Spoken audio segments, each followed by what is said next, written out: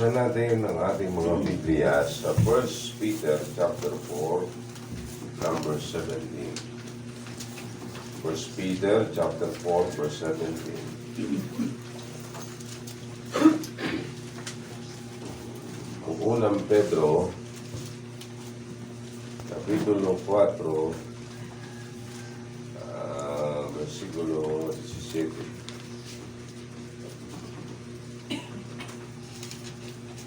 At ganito po ang sinasabi.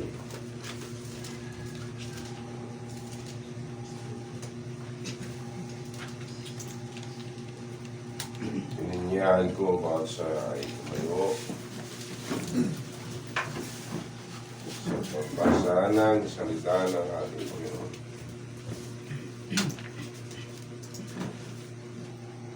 For the time is come that judgment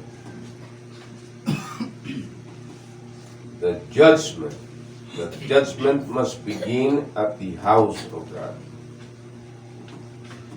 And if it first begin at us, the house of God refers to us.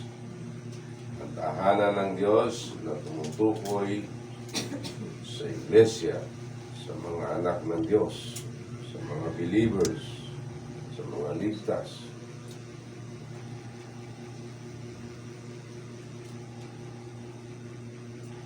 And if it will first begin at us, what shall the end be of them that obey not the gospel of God?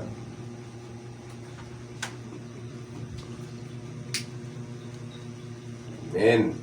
Amen. Ang paghukom ay sisimulan ng Diyos sa kanyang mga anak sa tahanan ng Diyos. Na kung sa atin magsisimula ang hatol ng Diyos, ano kaya ang katapusan ng mga hindi sumampalataya sa Ebanghelyo ni Kristo? At yan po ating pag-uusapan, mga kapatid. Maghanda po tayo sapagkat darating ang araw na tayong lahat ay magsusulit sa ating Panginoon. Prepare to meet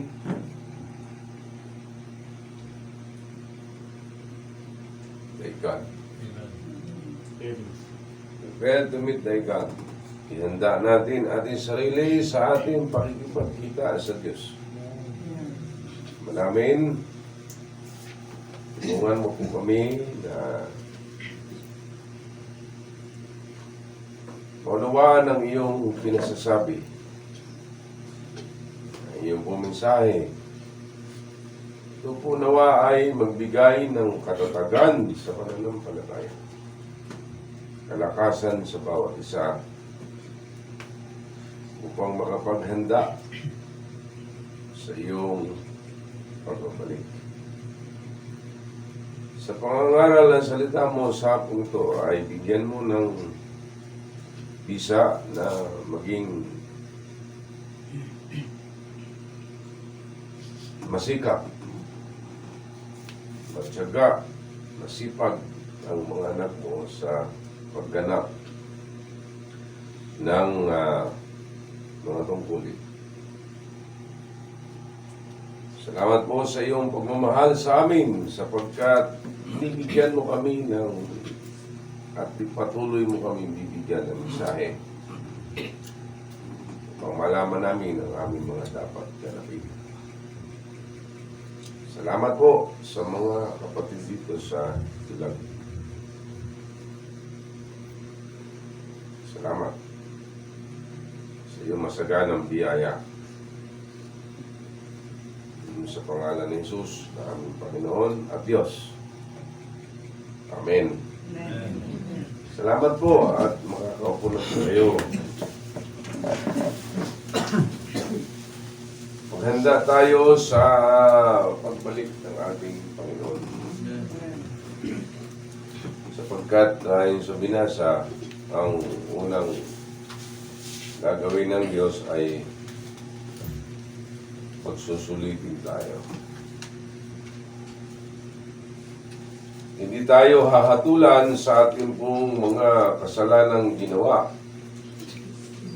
Tapos na yun eh. Namatay ang Panginoon sa krus. Tapos na yun, ginawa tayong mga banal. Kaya dapat pasalamatan natin ang Panginoon. Amen. Dapat lang siyang pasalamatan kasi Amen. wala tayong sakripisyo. Naging mga malilinis tayo sa harap ng Diyos. Malilinis. At ang ginawa. Bilang paalala, buksan ninyo ang Hebrews chapter 10, verse 10.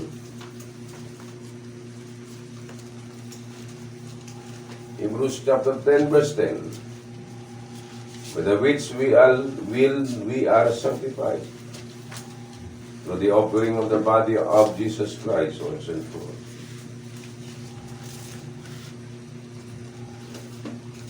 Tayo ay ginawang mga banal o pinabanal, linis. Ano ginawa ng Diyos para tayo ay gawing mga banal? Sabi diyan, through the offering of the body of Jesus Christ once for all. Ginawa tayong mga banal ayon sa Biblia. Well, ang sulat ay nakadress sa mga Hudyong believers or naniwala kay Jesus Christ. Kaya pag binabasa natin ang Biblia, natututunan natin yung mensahe, nagiging paniniwala natin. Amen. Kaya ang paniniwala ng mga Baptist ayon sa tinuro ng Biblia. Amen. Sabi dito, naging mga banal sila sa pamamagitan ng pagbibigay ni Jesus Christ ng kanyang sarili. Sakripisyo ng katawan ni Jesus. At yung kanyang sakripisyo, minsan magpakainala. Sa matuwid, nang nagsakripisyo ang Panginoon, hindi na aalis sa atin yung kabanalan na yan. Minsan na lang din yan eh. Magpakailan na rin yan. Kasi kung ang ating kabanalan ay mawawala, anong sakripisyo ang pwedeng gawin? Wala nang maaari pa sakripisyo na ihahandog pa ulit para sa kasalanan. Kasi naibigay na eh. Minsan na lang yun at magpakailan na yan. Amen. Amen. Kaya dapat pasalamatan natin ng Diyos. Amen. Sa iba, problema pa yung kasalanan. Sa atin, hindi problema ang kasalanan. Ang problema sa atin, kung tayo ay maging mga mahihina sa pananampalataya kay Kristo, na hindi natin lubos na maunawaan ang kanyang kabutihan at kagandahang loob. Kaya nga, lagi kong sinasabi sa mga kapatid natin, ipagdasal ninyo ang nangangaral na laging si Jesus ang sasambitin. Kasi mahirap po ipangaral si Kristo. Maliban sa tulong ng banal na Espiritu. Kailangan natin si Kristo marinig. Amen. Opo, ha? Ang sabi ng Biblia, ang pari araw-araw, padi ang pari araw-araw, tumatayo, nagmimisa, nagsasakripisyo, naghahandog ng sakripisyo, na hindi makapag-alis ng kasalanan. Ang liwanag dito sa verse 11. Di ba? Ang mga padi araw-araw nagsasakripisyo, naghahandog ng mga sakripisyo para sa kasalanan. Pero hindi naaalis ang kasalanan ng tao. Amen? Amen. Pero si Jesus, verse 12, but this man, yung man dito, ang tinutukoy dito, si Jesus. But Jesus Christ, after He had offered one sacrifice for sins, forever. One sacrifice for sin, forever. In-emphasize ko yung nagbigay ng sakripisyo para sa kasalanan isang beses lang. At yan sakripisyo niya, wala nang katapusan niya. Pagpakailan ng sakripisyo yun. Diba? Amen. Na mga kapatid, tapos nun, naupo na siya sa kapangyarihan ng Diyos. Sa kanan, no, makaluwalat yan. Paano mo pag sinabing right hand, ibig sabihin niya, glory, power. Sat down on the right hand of God. Di ba? So, ibig sabihin, sa isang sakripisyo lang ni Jesus, perfect na ang kabanalan ng tao. O, di ba?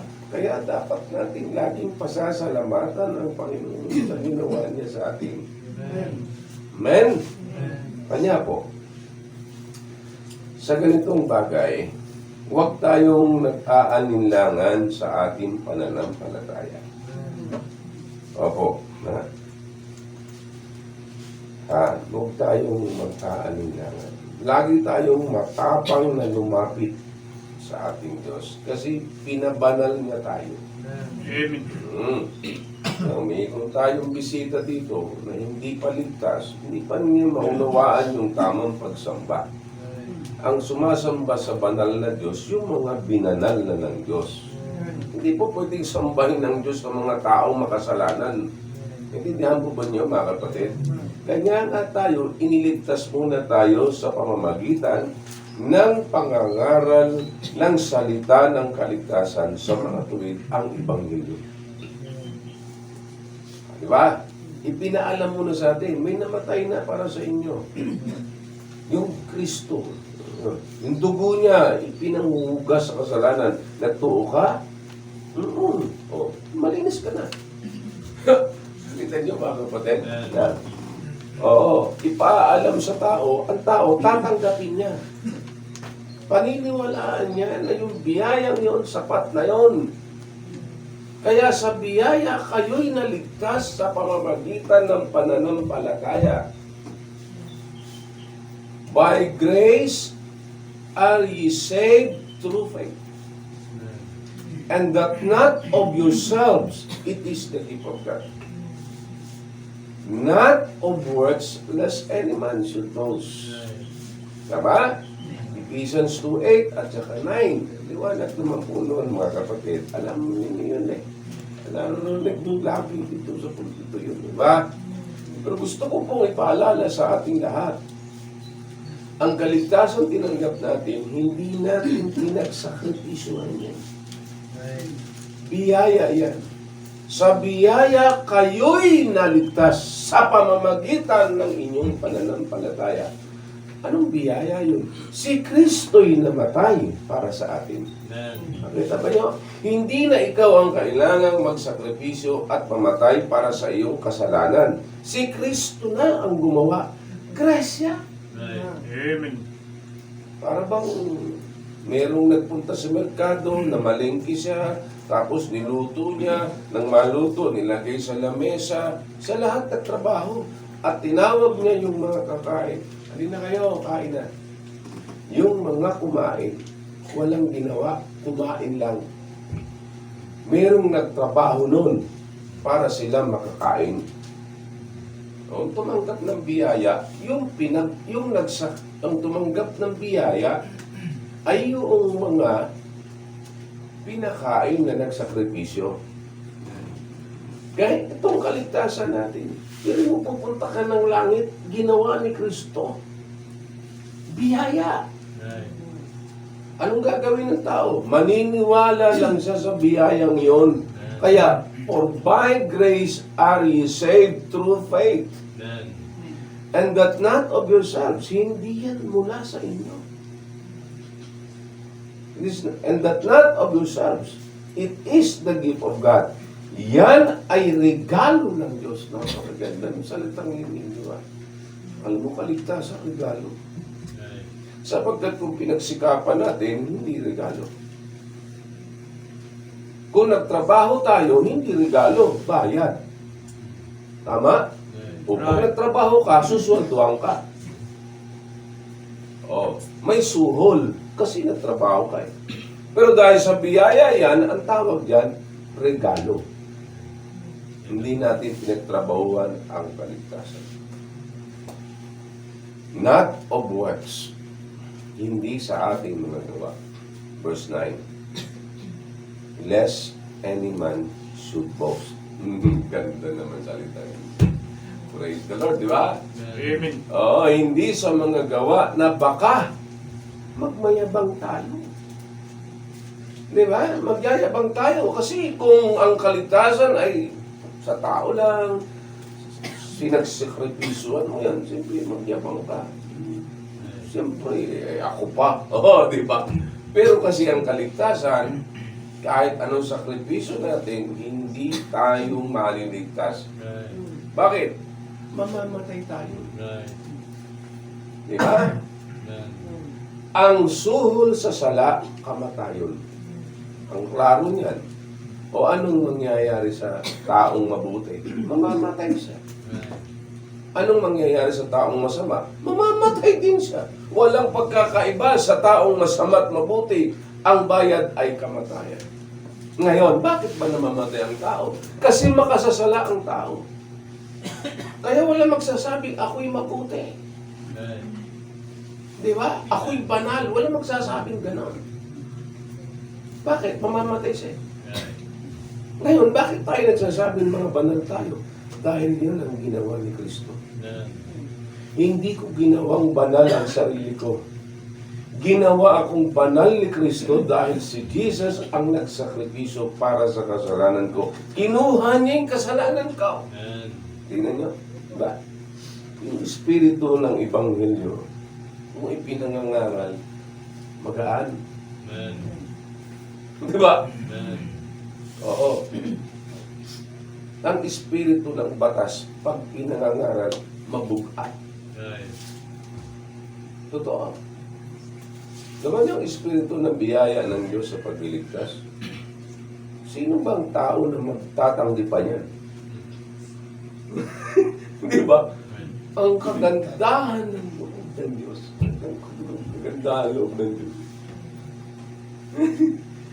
Ang ganda ng loob ng Diyos sa atin. Amen. Not of works which we have done, but by His mercy, He saved us. Ganda ng ating Panginoon. Di ba? Amen. Sa Titus 3:5. Di ba? Oh, ganda eh.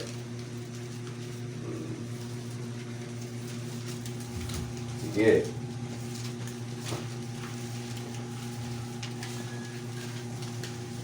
Ang sabi ng Biblia,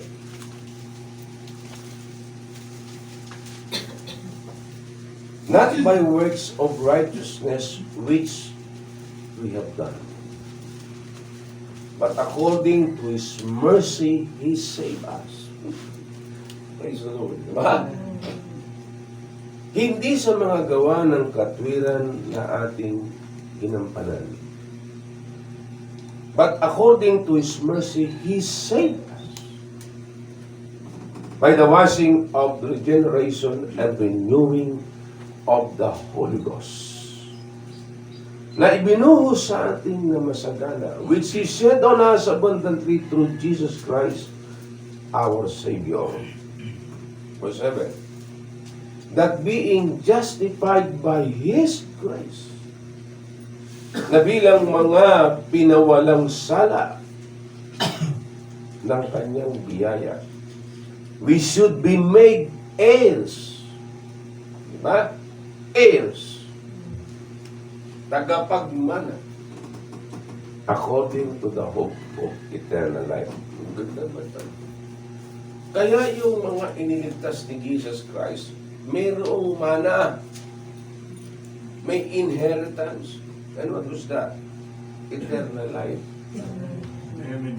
Kaya yung mga anak ng Diyos at mga ligtas, may buhay na walang hanggan. Amen. Amen. Di ba? Saka makabili ng buhay na walang hanggan. Eh, kahit yan mag-order ka dyan sa online, sa Lazada o saan yan, o mag-type ka dyan, eternal life, wala kang mabibilan yan. Kasi wala naman talaga yan. Di ba? Di ba? Di ba? Sa online, meron ka mabili dyan, mga anti-aging, yan. Di ba? Mga food supplement na hindi ka mabilis tatanda, pero tumatanda talaga. Di ba? Mga pampakinis ng balat, ng mukha, ng ano na dyan, di ba? O, bakit yan? Pero order ka ng eternal life, wala kang mabibili niyan. Sa daigdig na to, walang ganyang ini-offer. Wala. Pero si Kristo, ang ating Diyos, ay nagbigay sa atin ng buhay na walang hanggan. Amen. Ngayon po, mga minamahal, pinaaalaala ko po sa inyo, isang araw haharap tayo kay Kristo. Hindi para hatulan tayo sa kasalanan natin. Direct. Tapos na ang iso ng kasalanan. Kaya gusto ko po walang ipaalala ito. Para tumibay tayo sa kasalukuyang tinitindigan nating biyaya. Okay? Hindi upang tayo ay gumawa ng kasalanan. Kasi ang totoo, kahit makagawa tayo ng kasalanan, wala nang mapabago dyan. Yan ang katotohanan yan. Pinabanal na tayo ng Diyos. Ang maaari na lamang mangyari, hindi tayo pakikinabangan. Kasi hindi gumagamit ang Panginoon nang may kaugnayan sa sanlibutan. Tandaan ninyo yan. Yung biyaya ng Diyos nag-alis sa atin sa kasamaan ng daigdig na to. Diba? Pero hindi tayo hahatulan ng Diyos sa kasalanan natin. Ang ano lang dito, hindi tayo magagamit ng Panginoon na epektibo. Ipakikita ko po sa inyo, mga minamahal, na itong biyaya ng Diyos, hindi lamang ito nagligtas sa atin, kundi sa pamamagitan din ng biyayang ito, ay nagtuturo ito sa atin upang tayo'y tumalikod sa kasamaan, mga kapatid. Alright, dito po sa chapter, ano ba?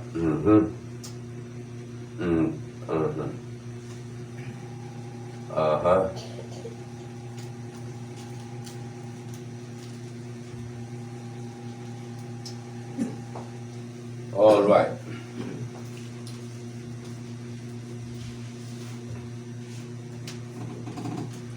Titus chapter 1, Titus chapter 2. Alright. Ang sabi ko ng verse, dito sa verse 11.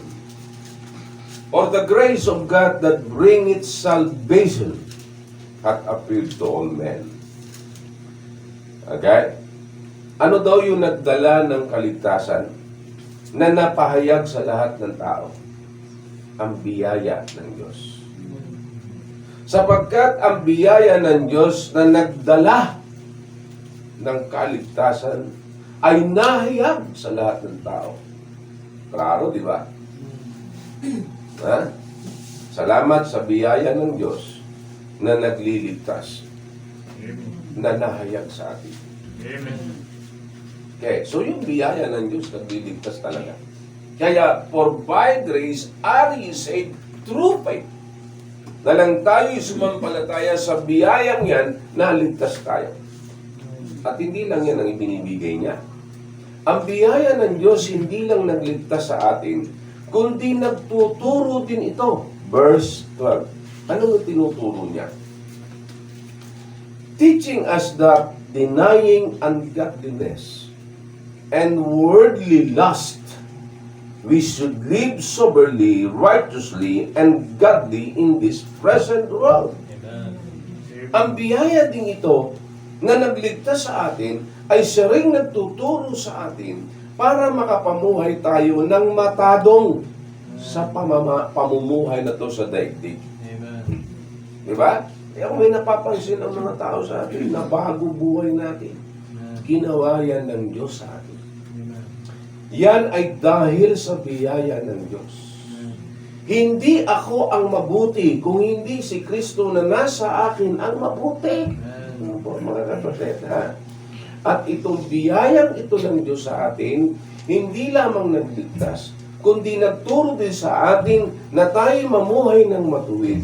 Kundi ito ring biyaya ng Diyos na ito ang nagbibigay sa atin ng lakas at pag-asa na hintayin natin ng ating Panginoon sa kanyang pagbabalik. Amen. In verse 13, looking for that blessed hope and the glorious appearing of the great God and our Savior, Jesus Christ. Amen. O, di ba? Amen. Kaya mga kapatid, sino nga atong sa ating kasalanan? Na? Itinapos na ng Panginoon yung kasalanan natin. Lahat ng ating kasalanan, tinatawad na ng Panginoon yan. Ipinahayag na lamang natin araw-araw. Diba? The Lord has been secured us. He saved us from our past sin. In the presence of sin. Ha? Yung mga kasalanan dito sa daigdig na to.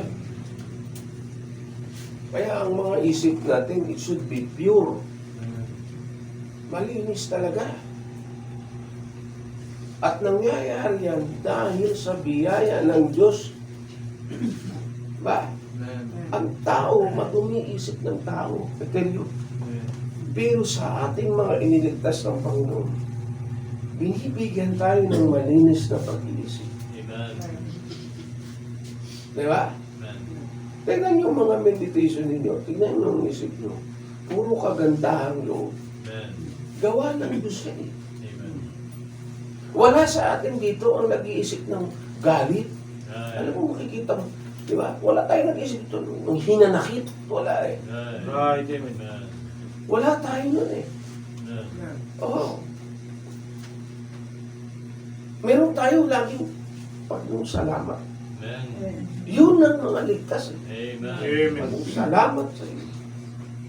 Puno ng pasalamat. Pag salamat, mainit. Right. Salamat. Huwag kayo pasalamat. Di ba?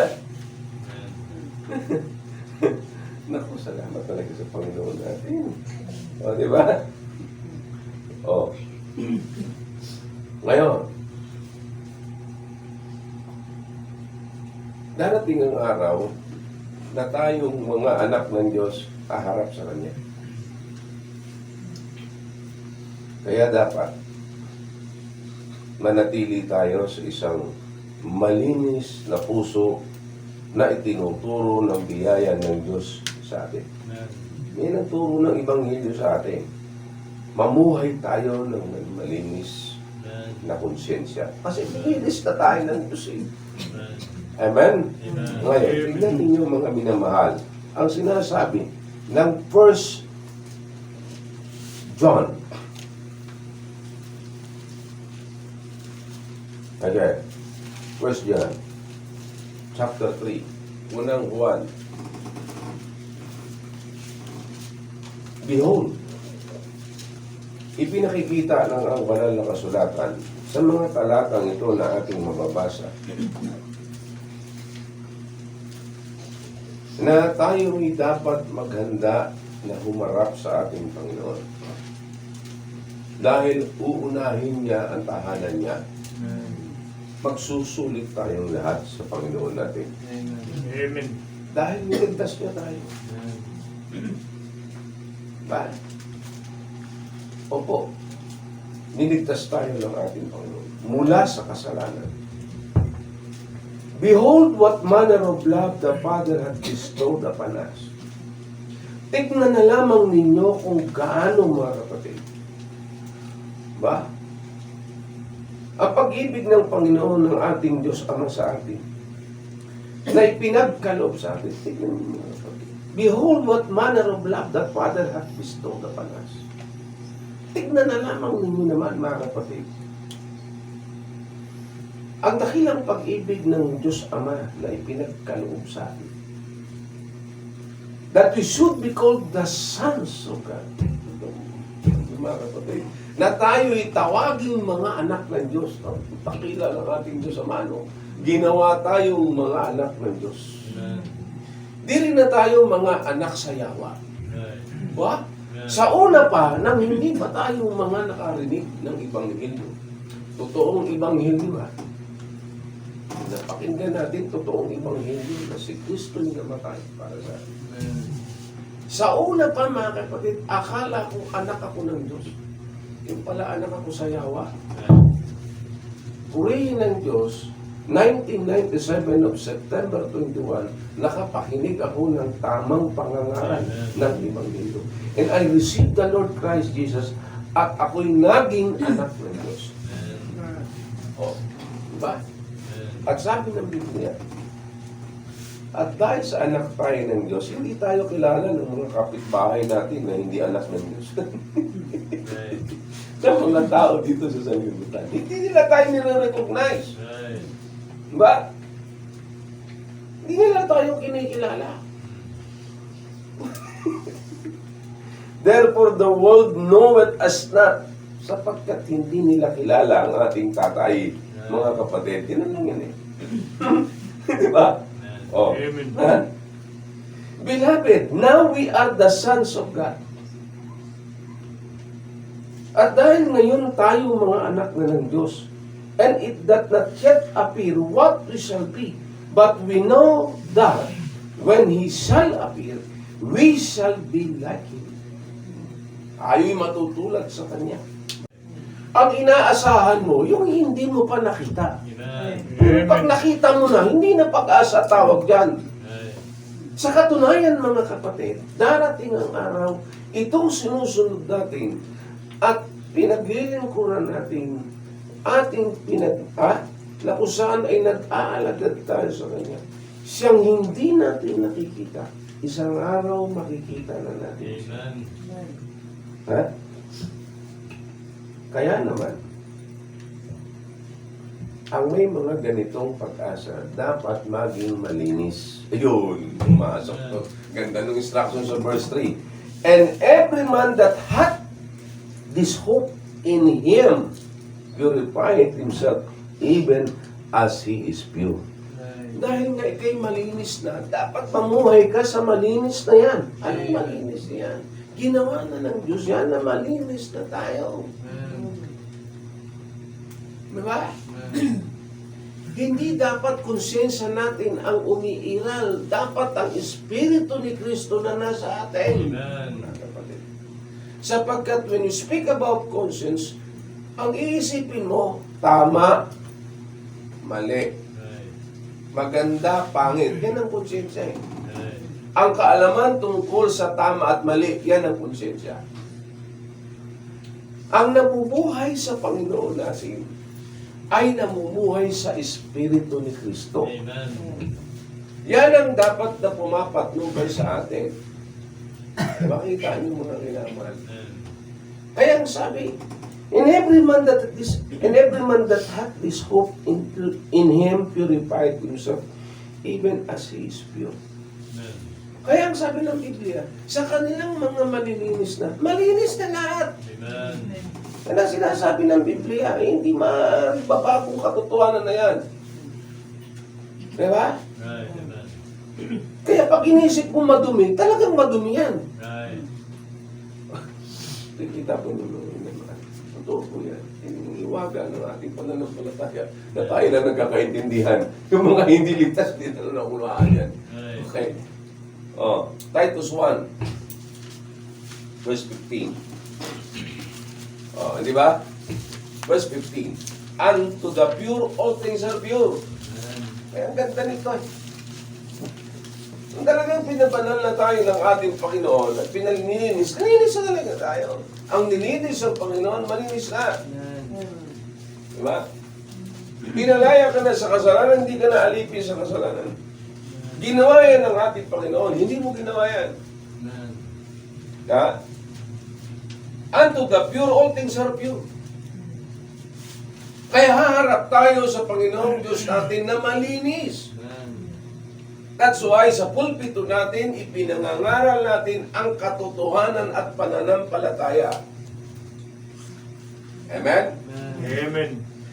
Yes, sa mga anak ng Diyos, hindi tayo binibigyan ng mabugat na kautusan. Amen.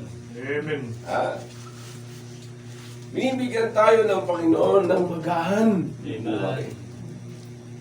Opo, pananampalataya nga eh. Amen. Ang sabi ng Biblia, unto the pure all things are pure, but unto them that are defiled and unbelieving is nothing pure. Right. Sa mga unbeliever, sa mga hindi ligtas, hindi nakaintindi na ang kaligtasan ay biyaya sa pamamagitan ng pananampalataya, walang malinis diyan. Right. Sa mga unbeliever, nothing is pure. But even their mind and conscience is defiled. Yung mga konsensya nila madumi. Ha? At itong mga unbeliever na to, they profess that they know God, but in works they deny Him. Right. Sa mga tunay na mga ligtas, hindi ito para sa kanila. Right. Amen. Oh. Yung verse 16 na to, hindi ito para sa kanila. Ang tunay na mga ligtas, malinis. Amen. At dahil sa malinis, makikita mo ang pagiging masunurin, Amen. ang pagiging malakas sa pananampalataya. Makikita mo ang kapangyarihan ng Diyos sa kanila. Amen. Bakit? Sapagkat nilinis ng Kristo yan eh. Amen. Hindi maaari maglakas-lakasan ka. Right. Hindi ganyan ang ligtas. Amen. Ang talagang totoong nilinis na ni Kristo, makikita ang kapangyarihan sa buhay niya. Amen. Ha? Hindi yan binabagabag. Right. Alam mo yung tabi. Alam mo yung anak ng Diyos, walang takot ang mga anak ng Diyos. Amen. Wala kang pangamba. Right. Hindi nang para kang laging nakakadama na sinusumbatan ka. Hindi ka sinusumbatan. Dapat wala kang ganun na nagsiselfie ka, para kang kaawa-awa sa buhay na to. Hindi ganyan ang ligtas. Amen. Ang mga ligtas may puno ng pag-asa sa buhay Amen. na siya'y magtatagumpay. Amen. Amen. Hindi siya natatakot Amen. kasi pinanalsa ng Diyos. Amen. Makikita sa kanya ang kanyang pag-ibig sa Diyos na Amen. sumunod sa Panginoon. Hindi mo papulsahin yung mga believers na sumunod. Right. Hindi ganoon. Amen. Ang mga anak ng Diyos hindi pinipilit na sumunod kay Kristo. Amen. Amen. Kasi nilinis na yan ni Kristo eh. Amen. Right, amen. Di ba? Ano ba naman nakakita? Yung pang anak mo, pipilitin mo pa. Anak mo na yan eh. Right. Di ba? Right. Ganon din sa Diyos natin. Mga anak ng Diyos, hindi pinipilit ng Diyos. Amen. Amen. Kaya nga, mga kapatid, anong dakilang pag-ibig ng Diyos na ipinakita sa atin na ginawa niya tayong mga anak. Amen. Talaga naman. Puro yun talaga ang Diyos talaga. Amen. Ngayon, sa matuwid, ang tinutukoy ni Apostle Peter sa ating binasa ngayong hapon, na tayo ay magsusulit sa biyayang ating tinanggap. Right. Yan ang ibig sabihin, pero hindi tungkol sa kasalanan ng pag-uusapan natin, Right. kundi tungkol sa pananagutan ng pagtanggap sa mga gantimpala nating ating mga tatanggapin dahil sa ating ginampanan. Amen. Balik tayo sa 1 Peter. Dapat tayong mga maghanda, mga minamahal sa pagbabalik ng ating Panginoon. Dahil uunahin niya simbahan natin. Amen. Hindi niya uunahin yung masasamang tao. Right. Right, amen. Amen? Amen. Hindi niya uunahin ang mga unbeliever. Uunahin niya muna tayo, mga kapatid. Amen. Okay, chapter 4, number 17. For the time is come that judgment must begin at the house of God. Amen. And it first begin at us. Ano sa tingin ninyo ang katapusan ng mga tao hindi sumunod sa Ebanghelyo ni Kristo? Right. Sabi pa ng salitang kanto, patay silang bata sila. Hindi kayo sumunod sa gospel, Hindi ka mo nagtuo sa ebanghelyo, Patay ka mo. Nangaral kami ng ebanghelyo. Nag-imbita kami sa inyo. Diri ka mo nag-response. Patay kayo. Ay. Ay. Ano sa tingin nyo ang katapusan nila? Ha?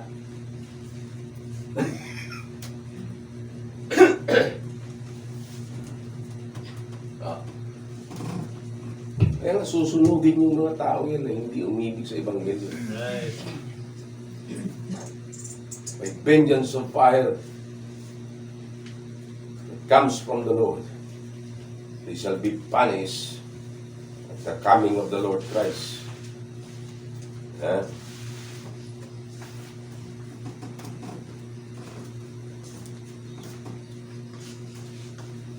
In 2 Thessalonians in verse 8. Verse 7 and verse 8. Down to verse 9. Sinagot din ng banal na kasulatan sa pagkakasulat ni Apostle Paul kung anong sasapitin ng mga hindi umibig at sumunod sa ebanghelyo ng ating Panginoon. At ito po yon. Ang sabi po ng banal na kasulatan in verse 7, 2 Thessalonians chapter 1 verse 7, and to you who are double dressed with us, when the Lord Jesus shall be revealed from heaven with his mighty angels. 2 Thessalonians chapter 1 verse 7. In flaming fire, taking vengeance on them that know not God, and that obey not the gospel of our Lord Jesus Christ. In flaming fire, taking vengeance on them that know not God, and that obey not the gospel of our Lord Jesus Christ. Sila ay tutupukin, susunugin ng nagninginas na apoy bilang higanti ng Diyos. Maghihiganti Diyos natin. Makakalala niyo mga kapatid. Maghihiganti siya sa mga taong nagbaliwala ng kanyang paraan ng pag-iligtas. Hindi mo, Diyos, nagkatawang tao na matay sa krus, tinanggihan mo. Ano ba tingin mo? Di ba? Ang tingin ng mga taong ito. Di ba? Salamat sa Diyos na sa pamamagitan ng Ebanghelyo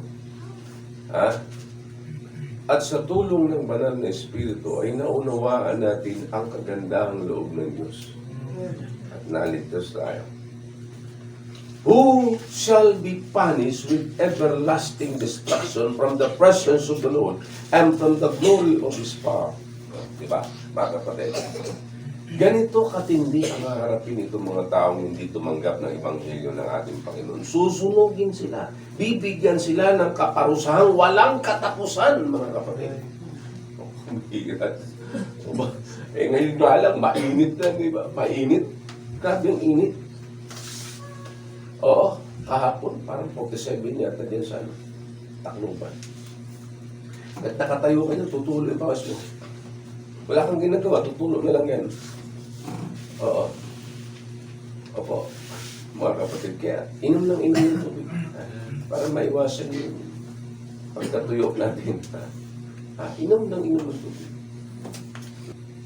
Ito pa kaya ang apoy na to. Everlasting destruction. Punishment. Walang katapusang parusa sa lawa ng apoy. Impyerno. Pa. Ngayon, kaya isipin natin. Ang isipin natin, mga kapatid, pag humarap tayo sa ating Panginoon, paano natin siya sasagutin? Paano tayo magre-report sa Panginoon? Roll call yan. Bawat isa sa atin, haharap tayo sa Panginoon at tayo'y magsusulit. And no one is exempted. Iba tayo sa mga unsaved. Ang mga unsaved, puntahan nila yung libro, yung aklat ng buhay, titignan nila, pangalan nila, wala. Right. Tayong mga anak ng Diyos nakasulat doon. Right. Ngayon, hindi nakasulat ang pangalan nila doon at hindi nasumpungan, tapon sila sa lawa ng apoy. Yan ang ganti ng Diyos Right. sa mga hindi sumunod sa Ebanghelyo. Right. Tanan, tayo, harap tayo sa Diyos natin. 2 Corinthians chapter 5, verse 10.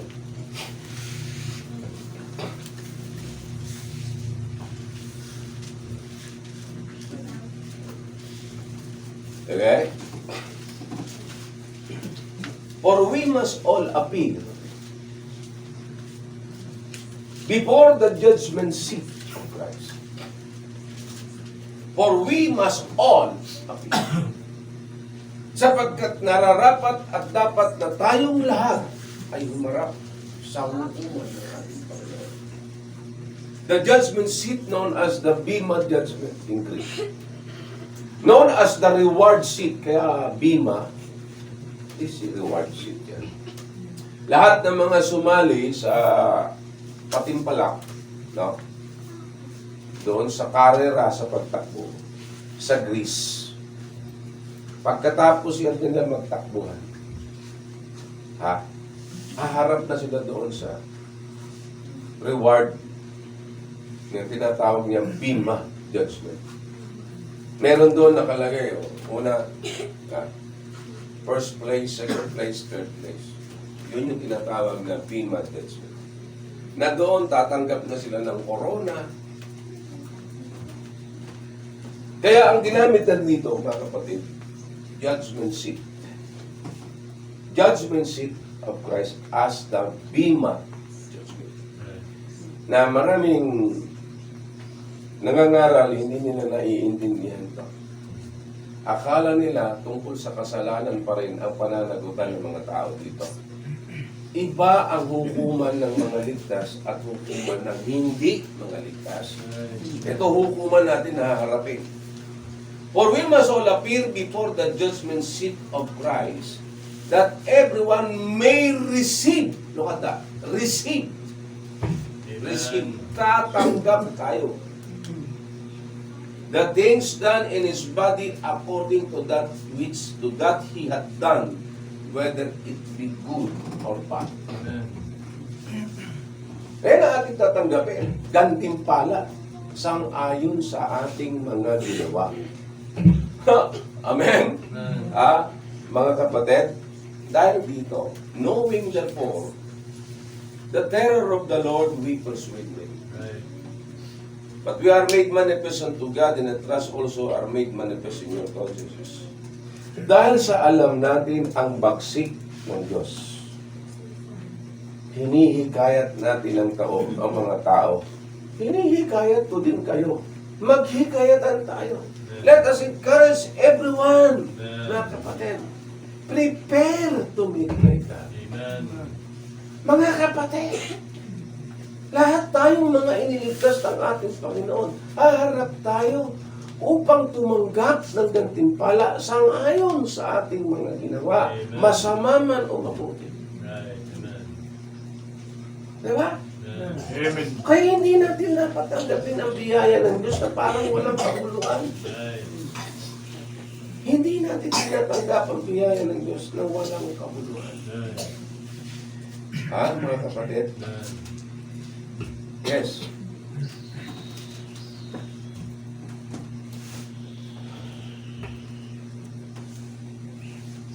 We receive not the grace of God in vain. Right. Hindi natin sinayang pagliligtas ng Diyos sa atin. Amen. Opo. Ito po, sinasabi ko po, pag hindi mo kaya, you pray. Amen. Pag hindi mo kaya, magdasal ka, Panginoon, umiiyak. Amen. Kasi nasa panahon tayo ng biyaya. Amen. Na mayaman ang biyaya ng Diyos na gumawa sa ating panahon ito. Amen. Alam mo, mga kapatid. Ipagdasal mo yan kung kayo nahihirapan. Amen. Sinong nangangailangan sa inyo ng pinansyal na suporta? You pray. Amen. I tell you, you pray. Opo. Talagang madugdug kang magdasal, Panginoon, kailangan ko ng salapi. May pangangailangan ako. Mapagbiyaya ka, bigyan mo ako. Amen. Amen. Kasi biyaya yan eh. Amen. Ba? Hindi sinusukat ng Diyos, mga kapatid. Ang ating mga gawa ngayon dahil sa ating ginawa. Sinusukat tayo ng Diyos. The Lord are measuring us by the power of His grace in our life. Amen. Amen. Ngayon, pag inisip mong ganyan ka na lang, talagang ganyan ka na lang. Amen. Pag inisip mong mahirap ka na lang. Kaya nga biyaya at niligtas tayo ng Diyos na biyaya eh, para gusto niyang maging mayaman tayo sa pamamagitan ng kapangyarihan niya. Amen. Marami tayong pangangailangan. Amen. Kaya sabi ng Biblia, God's people, huwag niyong tanggapin ang biyaya ng Diyos na parang walang kabuluhan. Use it. Right. Amen. 2 Corinthians chapter 6, number 1. We then, yan lang sa ano na yan, 2 Corinthians, ikalawang Korinto, kapitulo 6, talatang 1. We then, as workers together with Him, beseech you also that ye receive not the grace of God in vain. Bilang kamanggagawa ninyo at kasama niyong gumaganap na kasama ang Diyos pati na tayo. Sapagkat ang iglesia, tahanan ng Diyos yan eh. Ha? Sabi ni Apostol Pablo, namamanhik ako sa inyo. Huwag ninyong tinanggap ang biyaya ng Diyos na parang walang kabuluhan. Power ng Diyos yan eh. Kapangyarihan ng Diyos yan. Diba? Diba? Sino may mga karamdaman sa atin? Magdasal tayo. Amen. Sino mga nangluluya ng mga lawas? Magdasal. Amen. Panginoon, palakasin mo ang katawan ko. Diba? O. Sino mga wala ng kasiyahan sa paglilingkod sa Panginoon? At nanghihiram na lang ng saya sa world na to. Magdasal sa Diyos, Panginoon, bigyan mo ko ng saya mula sa iyong Espiritu. Amen. Puro biyaya yan. Biyaya, biyaya. Basta't bagay na hindi natin kayang gawin, hayaan natin ang Diyos ang gumawa yan. Kasi grasya nga eh. Amen. Para bang kaligtasan, hindi natin ginawa kaligtasan na. Right. Bagay na alam nyo na hindi natin kayang gawin, hayaan natin ang Diyos. Amen. Pakiusapan natin siya na siya'y kumilos. Amen.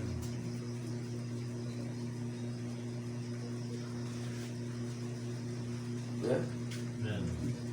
Kasi darating ang araw, ang maraming reward, yung mga namuhay sa biyaya. Amen. Hindi mo nga lang masabi doon sa Panginoon. Pag umarap ka sa Kanya, sasabihin mo ba sa Kanya? Iba kasi Panginoon eh. Nagkasala ako eh. Hindi iso kasalanan. Tapos na ang Diyos na yayamot. Alam mo, ang Diyos na yayamot siya sa mga taong walang pananampalataya. Right. Nasina ang Ginoo sa taong walang pananampalataya. Imaginin mo, haharapin mo ang Diyos tungkol sa kasalanan. Sasabihin sa ng Diyos, namatay na ako. Ano pa bang kailangan nyo? Tapos na yan. Right. Binihiyaan ko na kayo. Bakit hindi nyo inayaan ang kapangyarihan na yan ang kumawa sa buhay nyo? Right. Amen.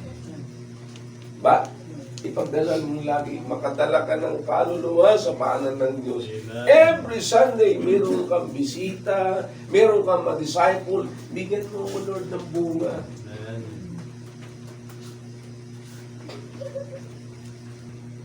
Haharap sila sa Diyos, pero wala silang rewards. Ligtas. Ha? Kaya nga tayo, hindi natin dinidesire na maghari dito sa daigdig na to. Kasi may panahon na maghahari tayo kasama ni Kristo. Amen. May panahon yan. Amen.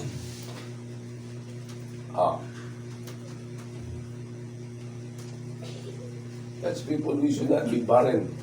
Hindi tayo dapat maging mga baog at walang bunga. Right. Kasi biyaya ng Diyos to. Amen. Amen. Hayaan natin ang Panginoon sa buhay natin. Amen. Siyang kumilos sa buhay natin. Amen. Alright. 1 Corinthians chapter 3. Na.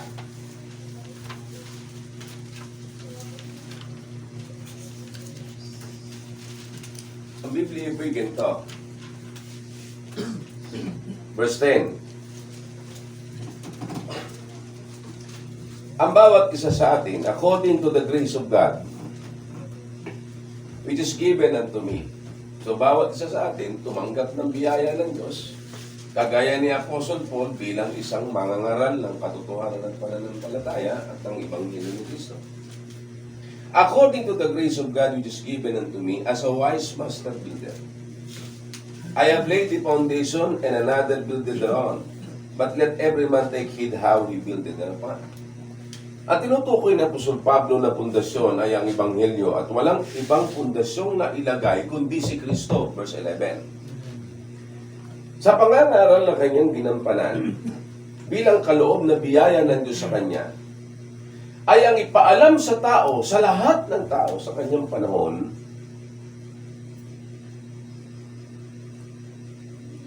ang pag-ibig ng Diyos sa pagliligtas na kay Kristo. Yan ang pundasyon yung binabanggit. That's why, gospel ang kanyang pinag-aaral. Alright, so ang pundasyon na naibigay sa atin nang tayo'y tumanggap sa Panginoon ay si Yesu Cristo, number 11. Kaya nga, mag-ingat din naman, tapos na pundasyon, ilalagyan mo sa ibabaw nito. Anong ilalagay ng iba?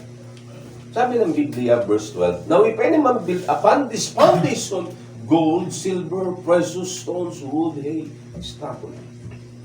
Nalalaman ninyo ang kaligtasan natin ay hindi ginamitan ng pilak, ginto, o mga bagay na nasusunog. Amen? But by the precious blood, but the precious blood of the Lamb of God, He saved us. Niligtas niya tayo. Kaya huwag natin, mga kapatid, na yung spiritual, gagawin natin i-carnalize natin. Ang sabi ng banal na kasulatan, every man's work shall be made manifest, for the day shall declare it, because it shall be revealed by fire. Lahat po ng ating mga ginampanan ay susukatin, tetestingin ng apoy. Mga kapatid, purihin ng Diyos. Ha? At sabi ng banal na kasulatan, and the fire shall try every man's work of whatsoever it is. Kaya kung ang ating mga gawa, if any man's work abide, which he hath built thereupon, he shall receive a reward. Every work na ginampanan natin shall be tested by fire. Pag hindi siya masunog, tatanggap siya ng gantimpala. Alam natin to. Kaya lahat ng ginagawa natin sa pangalan ng ating Panginoon. Yan ang spiritual work. Lahat ng ginagawa natin, gawin natin sa pangalan ng Panginoon. Spiritual work yan. Hindi tayo gumaganap ngayon ng mga bagay na para sa tao. Kasi alam natin, ang gawain na para sa tao, hindi tatayo yan sa apoy. Masusunog yan. Sa araw na tayo'y humarap sa ating Panginoon. Mga kapatid. At sabi ng banal na kasulatan,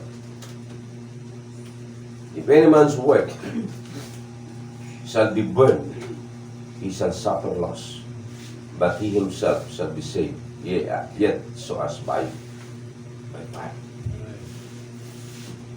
Ang kaluluwa na madadala natin sa Panginoon, spiritual na bagay yan. Amen. Ang kaluluwang iniligtas ng Panginoon, hindi na po yan tutupukin ng apoy. Right. At dahil sa yan ay ginawa natin sa espiritual na kaparaanan, we shall receive the reward. Amen.